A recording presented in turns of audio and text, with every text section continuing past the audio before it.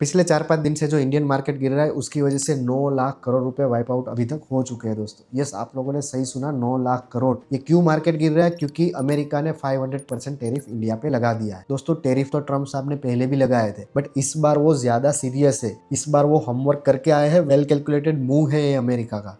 हमें कैसे पता लगता है दोस्तों? क्योंकि पिछली बार जो इमरजेंसी रूल लगा के उन्होंने टैरिफ लगाए थे, उसकी वजह से काफी court cases and legal complications उनको झेलने पड़े। इस बार वो अच्छा होमवर्क करके सब फिक्स आउट करके इस बार आए हैं। ये कितने सीरियस है हमें कहाँ पता लगता है? क्योंकि दोनों पार्टीज, अमेरिका की रिपब्लिकन एंड डेमोक्रेट, दोनों ने मिलके ये बिल जारी किया है। हमें ऐसे पता लगता है क्योंकि यूएस के अंदर 100 सेनेट्स होते हैं, उसमें से अगर 67 सेनेट्स का सपोर्ट मिल जाता है तो कहीं ना कहीं वो विटो प्रूफ बन जाता है, जिसको एक प्रेसिडेंट तक कैंसिल नहीं कर सकते। तो ये बिल जो 500% टैरिफ वाला है, उसके अंदर 80 सेनेटर्स का वोट पॉजिटिव आया है। तो इससे हमें समझ आता है कि अमेरिका इस बार सीरियस है। एंड मोर सरप्राइजिंग बात तो ये है दोस्तों कि डेमोक्रेट एंड रिपब्लिकन दोनों पार्टी ने मिलके इस बार रिप्रेजेंट करा ये बिल को हाउस ऑफ रिप्रेजेंटेटिव में, जो काफ़ी रेयर है। उसको एक कंपेनियन बिल बोलते हैं दोस्तों।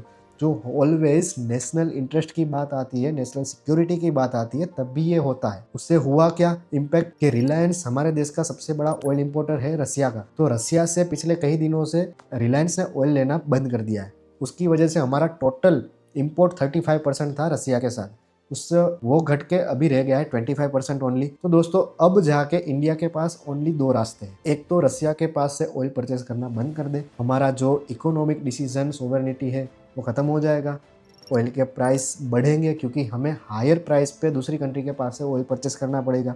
ऑयल के प्राइस बढ़ेंगे, कमोडिटी के प्राइस बढ़ेंगे, ओवरऑल इंडिया के अंदर इन्फ्लेशन हायर साइड पे जाएगा।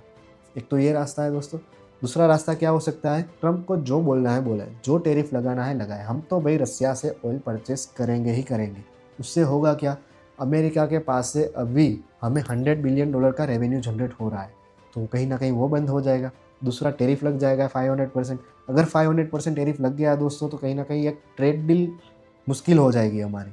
तो डॉलर उससे ऊपर जाएगा एंड हमारा इंडियन रुपीस नीचे आएगा, वीक हो जाएगा। अगर ये चीज़ भी हुई तो भी इन्फ्लेशन बढ़ेगा।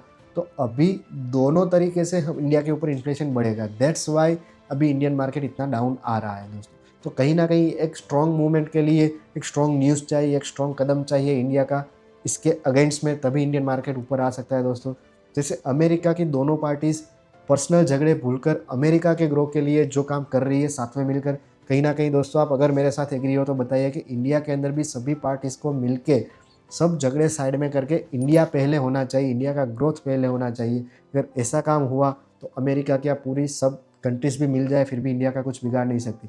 वो कहते हैं ना दोस्तों कि चाइना जैसा दुश्मन हमारे लिए अच्छा रहेगा, बट ट्रम्प जैसा दोस्त हमें नहीं चाहिए। तो अगर आप भी मेरे बात से सहमत हो तो बने रहिए मेरे साथ आगे और जानकारी के लिए। Trade smart, trade with discipline, trade with Vivek Rathore.